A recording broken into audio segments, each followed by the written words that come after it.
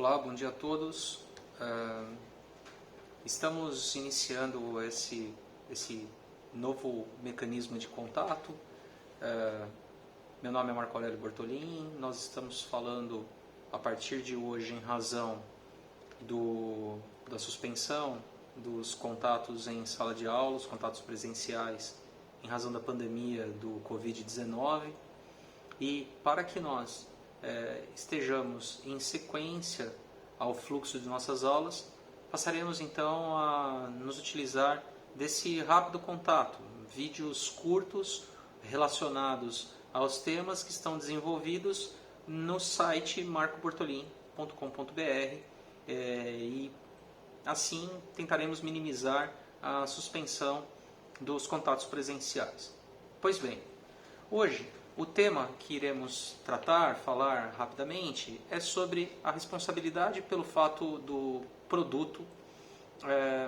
E para começarmos, antes de mais nada, é necessário entendermos por que o regime de responsabilização do Código de Defesa do Consumidor, a responsabilização do fornecedor por danos causados a consumidores e não consumidores, ele é diferente do regime normalmente empregado para o direito privado.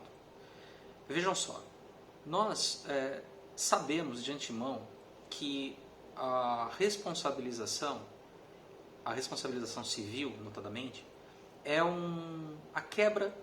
o resultado da quebra de um dever primário. Esse dever primário, ele incide em dois campos: no campo contratual, através da obrigação, e no campo extracontratual, através de comportamento que ofende a esfera jurídica alheia, individual ou coletiva. Vamos lá. No campo contratual, no momento em que alguém celebra um ajuste, um negócio, e assume carga obrigacional, ele tem um dever primário de cumprimento, de adimplir aquilo que ele assumiu. Pois bem, se os contratantes ajustam o negócio e cumprem as cargas obrigacionais, o dever primário que eles assumiram fica exaurido. Se eles descumprirem, se qualquer deles vier a descumprir o dever primário assumido, gerando mora ou inadimplemento, essa quebra desse dever primário da obrigação faz surgir um dever secundário, que é o da responsabilização civil contratual. A responsabilização civil derivada da mora ou do inadimplemento gera como consequência a resolução do contrato mais perdas e danos, ou a execução forçada da carga obrigacional mais perdas e danos. Pois bem, no campo extracontratual também há essa responsabilização civil. Ela deriva do ato ilícito. Eu tenho uma conduta que é desvalorizada porque eu quis ofender a esfera jurídica alheia, é o chamado dolo, ou eu agi de forma desvalorizada no meio social. Eu agi de forma imprudente, de forma negligente ou de forma imperita, e com isso causei danos à esfera jurídica alheia. É o chamado ato ilícito. Há uma derivação do ato ilícito no exercício irregular de direito. Então, se eu estou exercendo regularmente um direito fora do campo contratual e eu desbordo do exercício regular, eu também pratico o ato ilícito. Aplicação dos artigos 186 e 187 do Código Civil. Pois bem, então eu tenho a obrigação, no campo extracontratual, é uma obrigação natural, de viver bem em sociedade sem causar ofensas às esferas jurídicas alheias. Se eu o fizer, estarei praticando ato ilícito e ficarei obrigado a indenizar como desdobramento da quebra desse dever primário. Então vejam que tanto no campo contratual quanto no campo extracontratual, nós temos deveres primários derivados da obrigação contratual e da obrigação de viver adequadamente no meio social, e pela quebra desses deveres primários surge o dever secundário de responsabilizar-se perante aquele que foi atingido, seja o contratante inocente, seja a pessoa ou a coletividade que veio a ser atingida pela conduta desvalorizada. Muito bem. Esse sistema dualista, fundado em responsabilização civil contratual e extracontratual, ele norteia diversos sistemas de direito privado no mundo ocidental, inclusive o brasileiro. que, a exemplo do Código de Napoleão, né, sempre aplicou essa lógica de responsabilização civil extracontratual e responsabilização contratual. Isso com o direito português, nas ordenações, com o Código Civil de 16 e também, por que não, com o Código de 2002, Código Civil de 2002. Pois bem, no direito do consumidor há um outro enfoque. Por quê?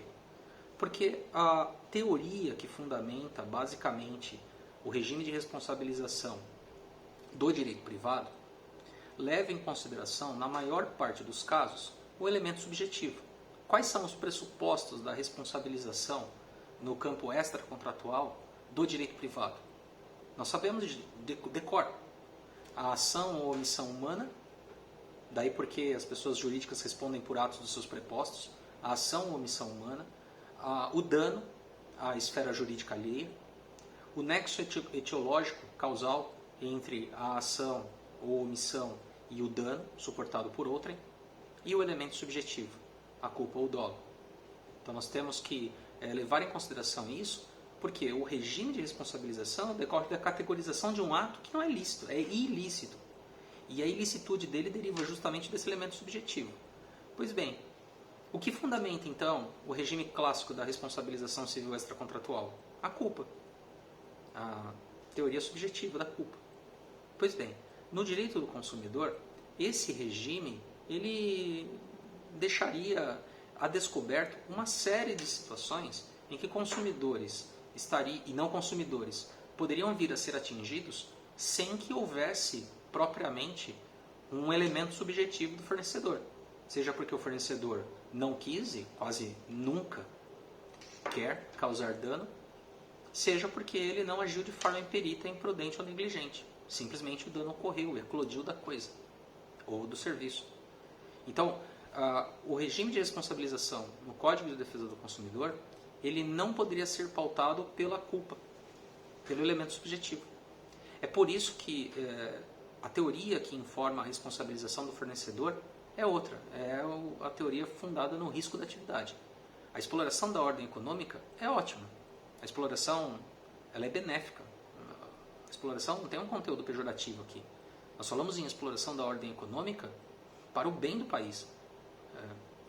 Quisera Deus que fosse super explorada a ordem econômica, porque nós teríamos riqueza, bem-estar, produtos e serviços com qualidade, suprindo as necessidades, gerando riqueza ao país e às pessoas, e gerando empregos. Então, a exploração da ordem econômica, do ponto de vista, estou falando aqui, benéfico, é essencial.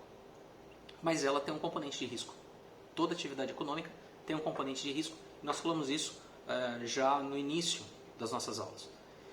Esse risco, ele não é só apenas atribuído à atividade em si, dela vingar, dela ter sucesso, dela otimizar as vendas, do empresário alcançar as metas do que ele se propôs na atividade.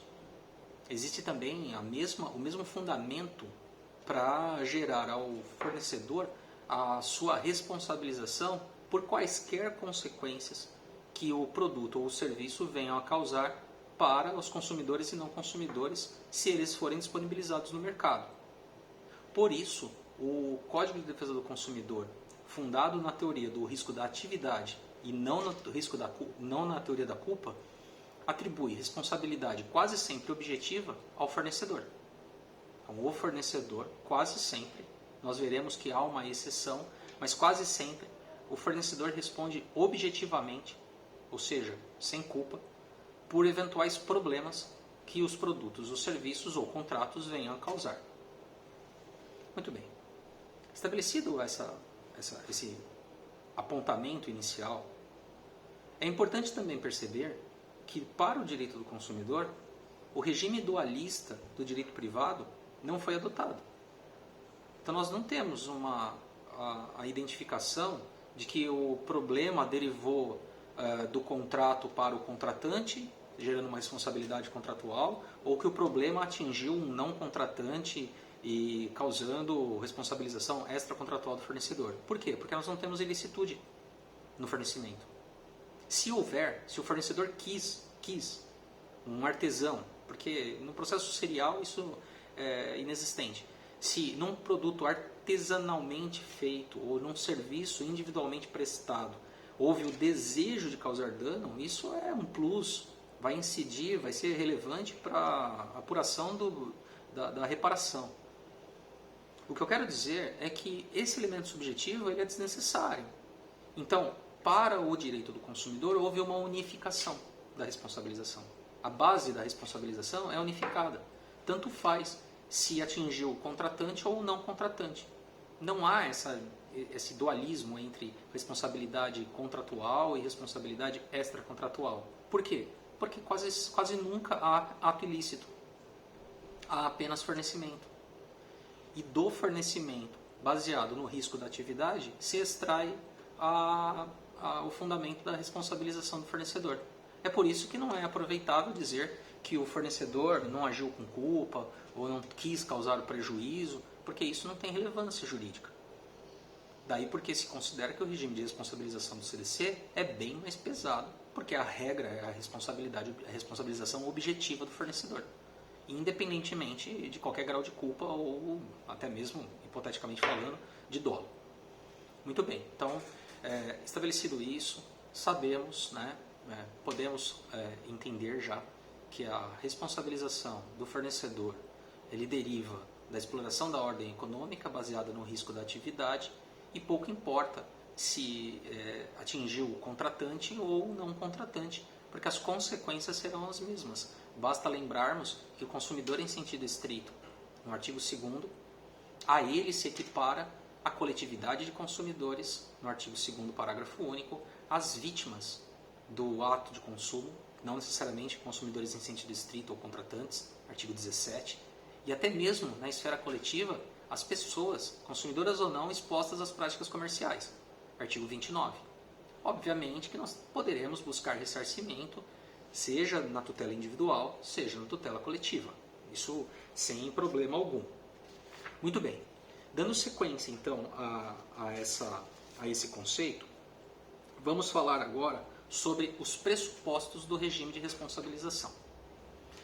Vejam só, em se tratando de responsabilidade objetiva, fundada no risco da atividade, o primeiro pressuposto que nós precisamos intuir como necessário é o fornecimento, concretamente falando.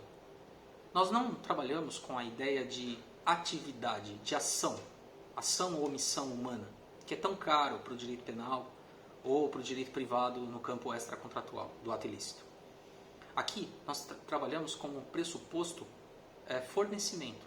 Então basta que tenha havido a disponibilização do produto ou do serviço, não há que se perquirir de ação, omissão, basta o fornecimento.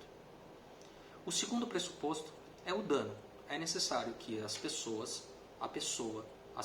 na tutela individual, na tutela coletiva, tenham suportado uma ofensa à sua esfera pessoal, jurídica. Seja ela exclusivamente patrimonial, relacionada ao contrato, seja até não relacionada ao conteúdo econômico do contrato, que tenha atingido até valores superiores. Então, fornecimento, dano, e o terceiro requisito, o terceiro pressuposto, é o nexo. Há que existir um nexo etiológico, causal, entre o dano suportado pelo consumidor ou pelo não consumidor e o fornecimento do produto ou do serviço. Vejam que nós não trabalhamos com aqueles 4 pressupostos da responsabilidade civil fundada na culpa. Ação, omissão, dano, nexo e elemento subjetivo, culpa ou dolo. Aqui nós temos fornecimento, puro e simples, atividade produtiva, exploração da ordem econômica, o dano ao consumidor ou à coletividade de consumidores e o nexo causal entre o dano e o fornecimento em si. Estabelecido isso, temos os pressupostos e aí, obviamente, se nós precisássemos apurar o elemento subjetivo, teríamos vários e vários consumidores suportando prejuízos sem reparação, porque o risco seria do próprio consumidor. E o que o código fez foi inverter a aplicação do risco. O risco é atribuído como uma carga da exploração da ordem econômica, uma derivação dela. Muito bem. O Código de Defesa do Consumidor, então, num regime único, né, vamos falar assim, a partir de um regime único, ele estabelece uma categorização da responsabilização do fornecedor. Por que uma categorização? Porque nós temos produtos e serviços. O fornecimento pode se dar por produtos, bens inanimados, ou serviços, condutas humanas desenvolvidas diretamente ou por prepostos. Então o código vai tratar em minúcias a responsabilização do fornecedor em razão dos produtos inanimados e a responsabilização do fornecedor por serviços prestados, né, na atividade humana. Muito bem, então nós temos responsabilização do fornecedor pelo fato, com artigos que tratam do produto, que tratam da responsabilização do fornecedor por disponibilização de produtos e a responsabilização do fornecedor por serviços. Nesses dois segmentos, nós temos uma subdivisão. Ao contrário do direito privado, nós temos uma subdivisão aqui. Nós vamos encontrar a responsabilização do fornecedor, o tratamento jurídico da responsabilização do fornecedor pelo fato do produto e do serviço e a responsabilização do fornecedor pelo vício do produto ou do serviço. Qual é a diferença entre essas duas categorias? Basicamente é a seguinte: o produto ou o serviço pode apresentar um problema. O que fundamenta na fase pós-contratual esses problemas que desvalorizam a coisa? É a teoria do vício, vício da coisa, que o Código Civil trata. Alguns chamam de vício redibitório e nós apreciamos falar vício da coisa. A teoria do vício. Na fase pós-contratual, eclode na coisa um problema que a torna imprestável total ou parcialmente ao fim que se destinava ou diminui seu valor. E isso gera um desequilíbrio na fase pós-contratual. No direito do consumidor, a lógica é a mesma. Houve a aquisição de um produto ou a contratação de um serviço. Se houve adimplemento por parte do fornecedor, se ele entregou o produto, ele exauriu a carga obrigacional. Se ele prestou o serviço, ele exauriu a carga obrigacional. Muito bem. Na fase pós-contratual, pode surgir, depois que o produto ou o serviço está prestado, pode surgir, ou durante a prestação do serviço, pode surgir um problema que deriva do próprio serviço ou do próprio produto. Esse problema, a base de enfrentamento dele é a teoria do vício, só que de forma mais ampla do que no direito privado. Muito bem. Ah, professor Marco, o senhor está falando que a responsabilidade pode ser pelo fato e pelo vício, mas a base é a teoria do vício? Sim, a base é a teoria do vício. Todos são vícios do elemento objetivo, produto ou serviço. Todos são vícios. Agora, é óbvio que haveria dificuldade de absorver os regimes de reparação, porque são vícios diferentes.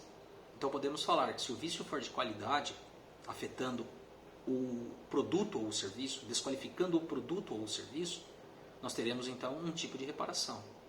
Se o vício for de quantidade, idem, porque ele está desvalorizando a coisa, ele está desvalorizando o produto, ele foi prestado a menor, ele está desvalorizando o serviço.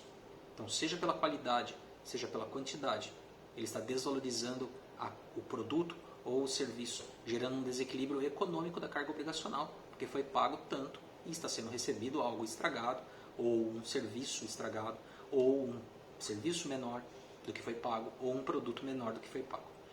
Também existe um vício de informação. Esse vício é objetivo, é presumido. Só pela infração ao princípio da informação, ao princípio da transparência, já se considera o produto viciado. E aí, obviamente, está no mesmo campo de reparação, responsabilidade pelo vício. Mas o nosso tema hoje é responsabilidade pelo fato. E por que fato? Porque o legislador quis fazer uma distinção. Existem vícios que não ficam circunscritos à coisa, ao produto, ao serviço, à atividade. Eles se propagam.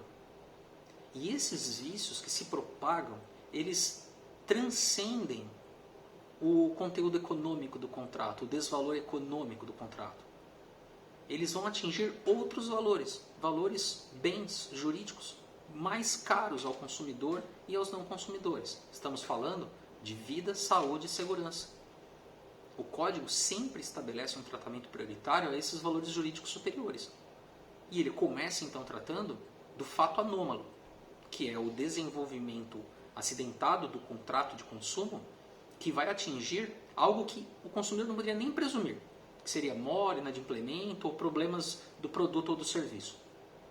É algo totalmente anômalo, é um fato absurdo no desequilíbrio da relação, que é o consumidor ter sua vida atingida, sua saúde atingida, sua honra atingida.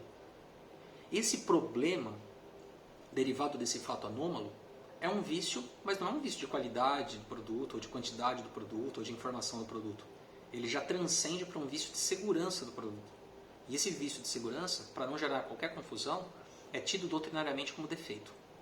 Então, terminologicamente, eu sei que as pessoas falam que qualquer problema da coisa é chamado de defeito. Isso está no consciente coletivo, as pessoas falam aí, é de conhecimento geral, as pessoas falarem, olha, meu ferro elétrico está com defeito, a minha TV está com um defeito, meu computador apresentou um defeito, meu celular. Mas juridicamente falando, nós costumamos fazer uma distinção. Os problemas que incidem sobre o bem inanimado produto ou sobre a atividade prestada a serviço e que desqualificam, seja pela quantidade, seja pela qualidade, seja pela informação que depaupera o valor do produto ou do serviço, é um vício, deriva da teoria do vício e gera reparação. E o outro problema que transcende isso, o elemento econômico do que foi pago pelo produto ou pelo serviço, chamado vício de segurança, é apelidado de defeito. Porque o que ele acarreta, morte, internação, o consumidor ter que tomar remédios, suportar uma cicatriz, ter seu nome, o seu bom nome atingido como mal pagador. Ou seja, esses desdobramentos afetam valores superiores do consumidor. Então, portanto, esses problemas são vícios de segurança que, para não gerar qualquer confusão no regime de responsabilização, são intitulados de defeitos, porque eles causam verdadeiros acidentes anômalos do desenvolvimento negativo do ato de consumo. Nós trataremos então hoje, especificamente, dos artigos 12 e 13, que cuidam da responsabilidade dos fornecedores pelo fato do produto. Ah, professor, por que vamos falar apenas do fato do produto? Porque existe uma diferença entre o produto que é um bem inanimado e o serviço que é uma atividade, e aí o código vai fazer uma pequena alteração, um pequeno tratamento um pouquinho diferente ao tratar da atividade humana, serviço prestado por profissionais liberais, então há uma distinção. Então nós teremos então basicamente 4 regimes: a responsabilidade pelo fato do produto, pelo fato do serviço, pelo vício do produto e pelo vício do serviço, sabendo que essa responsabilidade pelo fato deriva de um vício de segurança chamado de defeito.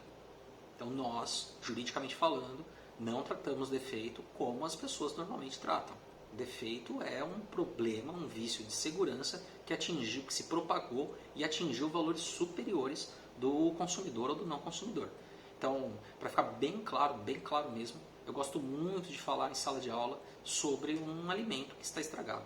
Então eu abro a tampa, ele está estragado, eu não ingeri. O problema que eu enfrento é econômico. Eu paguei por ele e o produto está estragado, a qualidade dele está estragada. Isso está afetando o quê? O valor que eu paguei pelo produto. A minha reparação vai ficar circunscrita, vai orbitar em torno desse valor. O mesmo se aplica para a quantidade, o mesmo se aplica para a informação.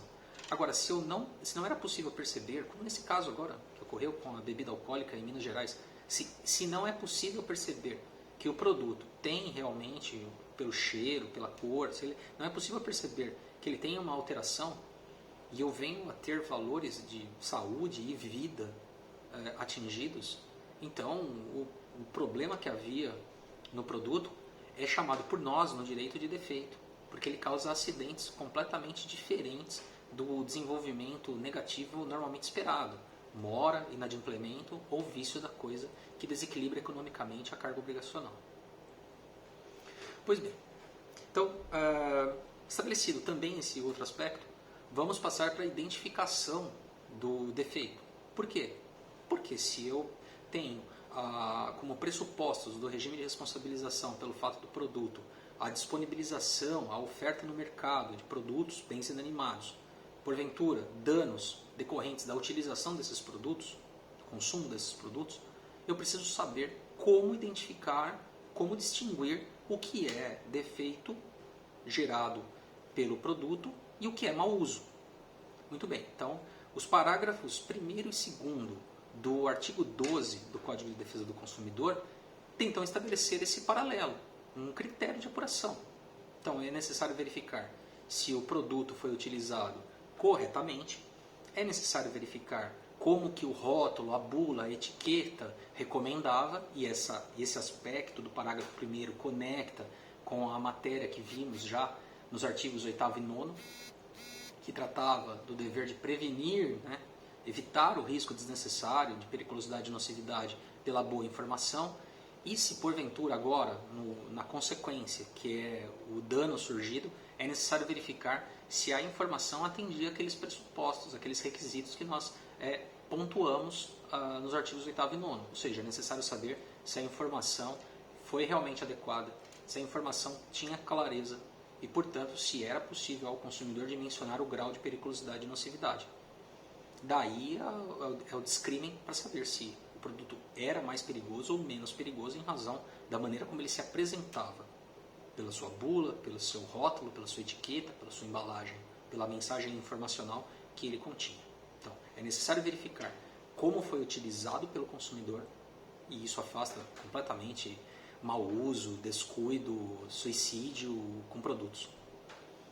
É necessário saber a sua apresentação.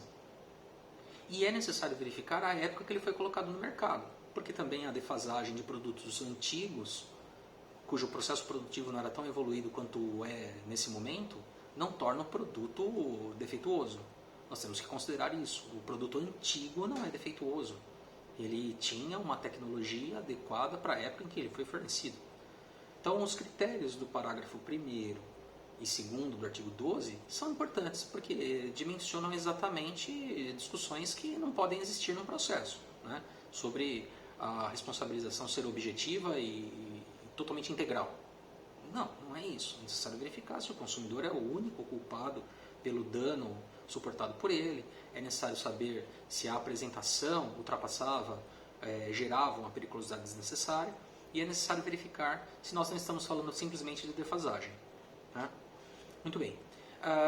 Origem do dano, origem do defeito. A origem do defeito pode ser do próprio projeto, pode ser do processo produtivo. Se o problema é do projeto, isso vai afetar uma gama de consumidores, né? Uma série de consumidores.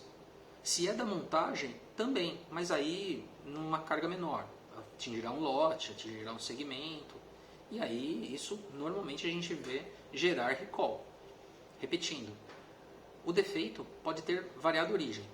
Se for de projeto, todos os produtos serão atingidos. E o número de consumidores atingidos por danos será bem extenso. Se for de um lote, também. Mas aí já não é do projeto, é da montagem. Do processo produtivo, que teve problemas naquele momento, né? Vai atingir um número menor de consumidores e de não consumidores. E pode ser por uma circunstância que não decorre do processo produtivo, de uma peça, e sim do produto em si. E aí vai atingir também aqueles que dele consumirem, se for artesanal, poucas pessoas. Pois bem, quem são os responsáveis pelo fato do produto? Bem, é muito importante nós compararmos o caput do artigo 12 com o artigo 3º caput do CDC, ambos do Código de Defesa do Consumidor. Será possível ali perceber que o artigo 3º é bem mais amplo do que o artigo 12 caput. E por quê? Porque ao conceituar quem é fornecedor, o Código de Defesa do Consumidor ele abrange todas as fases do processo de exploração da ordem econômica, do processo produtivo. Já o artigo 12, ele concentra responsáveis diretos através de 4 categorias eleitas: o fabricante, o fornecedor de produtos industrializados, o produtor, o fornecedor de produtos in natura, o importador, que é aquele que insere no mercado nacional produtos produzidos em outros países e com isso ele traz o risco daquele processo produtivo, do projeto do produto de outro país para o Brasil e, consequentemente, ele assume, né, esse risco. E o construtor, que é o fornecedor de gêneros imobiliários. Então nós temos 4 responsáveis pelo fato do produto. Eles são responsáveis diretos. Essa responsabilidade do fornecedor do artigo 12 caput exclui a responsabilidade dos outros fornecedores da cadeia de fornecimento. Isso é muito importante na elaboração da petição inicial, para que o profissional saiba exatamente elencar contra quem ele irá dirigir a pretensão ressarcitória. Muito bem, então esses são os responsáveis diretos. E aí, olhando para o artigo 3º, caput, é de se perquerer. Por quê? Porque houve essa concentração dos responsáveis pelo fato do produto. Bem, temos aí uma presunção. O Código de Defesa do Consumidor considera que estes fornecedores têm maior capacidade de influenciar o mercado de fornecimento como um todo. E aí, nós não estamos trabalhando com culpa. Então, se por acaso houve culpa, houve má conduta de um fornecedor da cadeia, a responsabilidade será do fornecedor, criando então um sistema de controle, melhoria constante do sistema de fornecimento. Porque os fabricantes, os produtores, os construtores e os importadores serão sempre responsabilizados pelo fato. Então, eles serão sempre os maiores interessados em aprimorar a cadeia de fornecimento, gerando então o que? A harmonização das relações de consumo, melhoria e bem-estar das pessoas. Então, a lógica do legislador foi considerar que dos fornecedores da cadeia toda, previstos lá no artigo 3º, havia um segmento de fornecedores que tinha potencialmente, por presunção, maior capacidade de influenciar no mercado de fornecimento e que detinha maior condição de aprimorar o processo produtivo. E aí elencou no artigo 12, então, responsáveis diretos. Repito, isso é muito importante, porque também pessoas que não conhecem direito do consumidor repetem a exaustão que a responsabilidade é sempre solidária. Sim, a responsabilidade está prevista no artigo 7º, parágrafo único, como solidária, mas na responsabilidade pelo fato existe uma concentração de responsáveis, a indicação daqueles que responderão pelo fato. É um sistema bastante interessante no CDC. Pois bem, só estes respondem pelo fato? Não, existem 2 exceções. Existe o profissional montador, fornecedor montador, aquele que presta o serviço e incorpora a peça, e aí ele aumenta o campo de risco, artigo 25, parágrafo 2º do CDC. É uma exceção, iremos tratar disso quando falarmos do fato do serviço. E há uma segunda exceção que está no artigo 13, é a responsabilidade do comerciante. Chamo a atenção de vocês para isso. O comerciante não responde pelo fato diretamente. Não necessariamente, só em uma hipótese. Tanto que ele não está no artigo 12 caput. O comerciante não está elencado como responsável direto pelo fato do produto. Quais são as hipóteses que o comerciante responde pelo fato do produto? O artigo 13 apresenta 3 hipóteses. A primeira hipótese, no fornecimento de produtos cujos responsáveis diretos não se permite identificar. O consumidor, naquele tipo de produto, ele não consegue identificar quem é o fabricante, quem é o produtor. E aí, nesse caso, por risco da atividade, o comerciante passa a responder pelo fato. Exemplo, um restaurante que fornece pratos feitos. Não é possível saber quem são os produtores. Consequentemente, o comerciante responde pelo fato do produto. Então, se ele apresentar um prato composto com vários ingredientes e o consumidor sofrer um problema, não importa se foi do feijão, se foi do arroz, se foi da carne, o comerciante responderá por aquele produto cujos produtores e fabricantes nós não conseguimos identificar. Artigo 13, inciso 1. A segunda hipótese é um pouquinho diferente. Similar, mas um pouquinho tem uma nuance diferente do inciso 1º. Inciso 1. Qual é? É o produto que até seria possível identificar o fabricante ou o produtor, mas que o comerciante suprime essa informação. Por conveniência, por otimização. Eu não quero ter fila no meu estabelecimento, então eu vou embalar eu mesmo, vou segmentar o produto e vou embalar aqui e vou fornecer de forma mais rápida. Muito bem, então seria em tese possível saber, mas o comerciante opta por uma prática, uma tática de comercialização que suprime essa informação. Se isso realmente existir, o comerciante responderá subsidiariamente. Inciso 1 e inciso 2 do artigo 13, nós temos ali hipóteses em que o comerciante, que não é o verdadeiro responsável pelo fato, lá no artigo 12 caput, responde em substituição, como um responsável secundário. E existe a única exceção realmente em que o comerciante pode responder diretamente. É pela má conservação de produto perecível.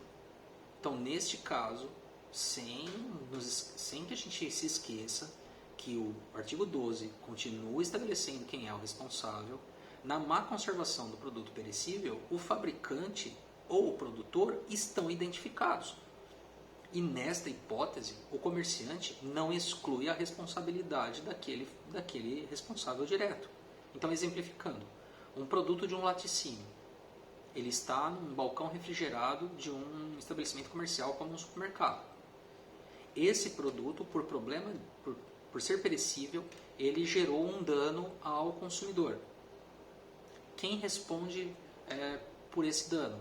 Bom, responderá o comerciante, mas nós não podemos esquecer que o laticínio, a empresa, responderá também. Nesse caso, serão solidários.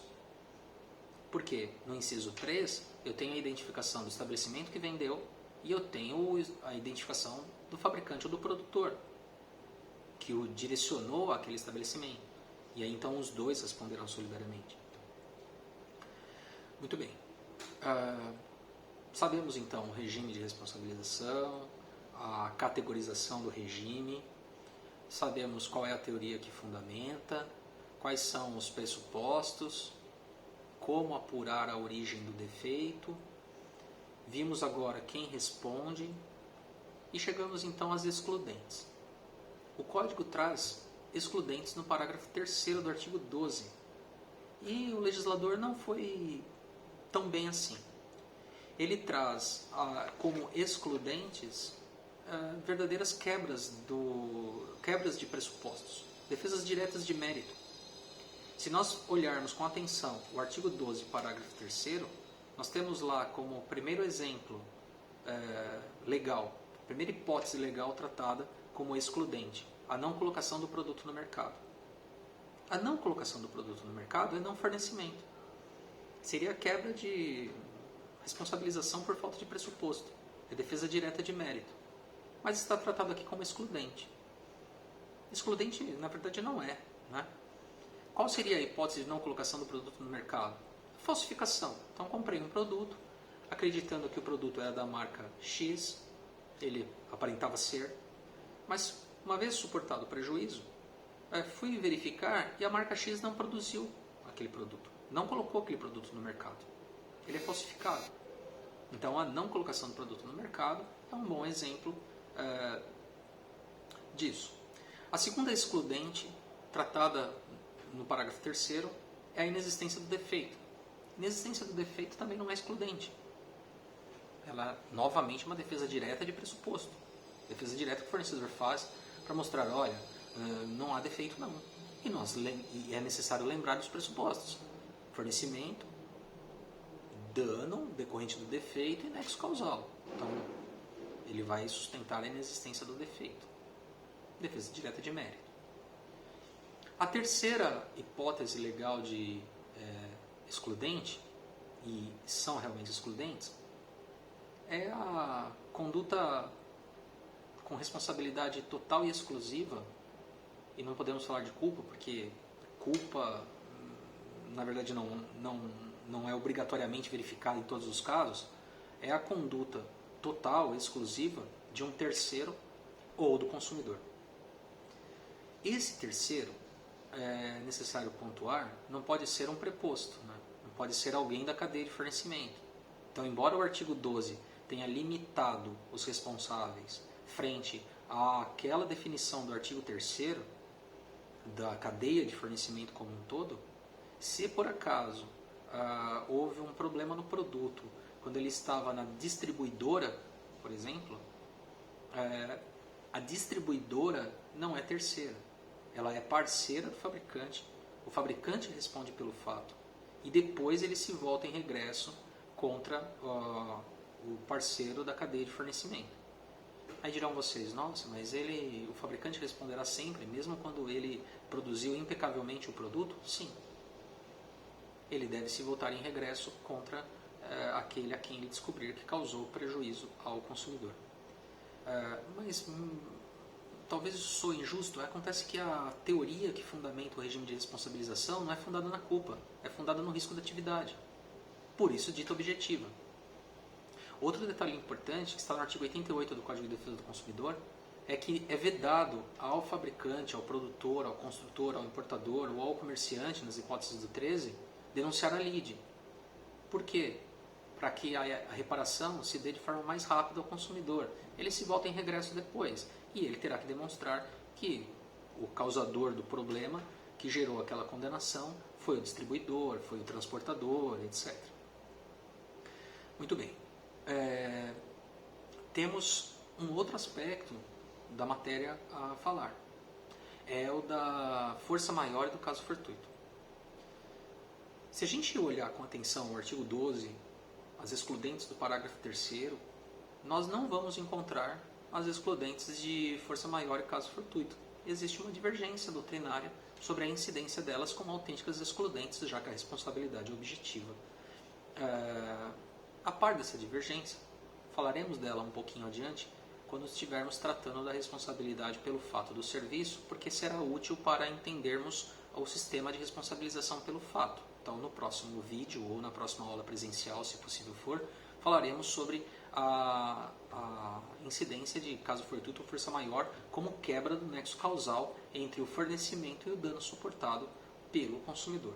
Mas vamos falar disso quando estivermos falando sobre o fato do serviço, porque aí estaremos fechando esse aspecto da responsabilização do fornecedor pelo fato.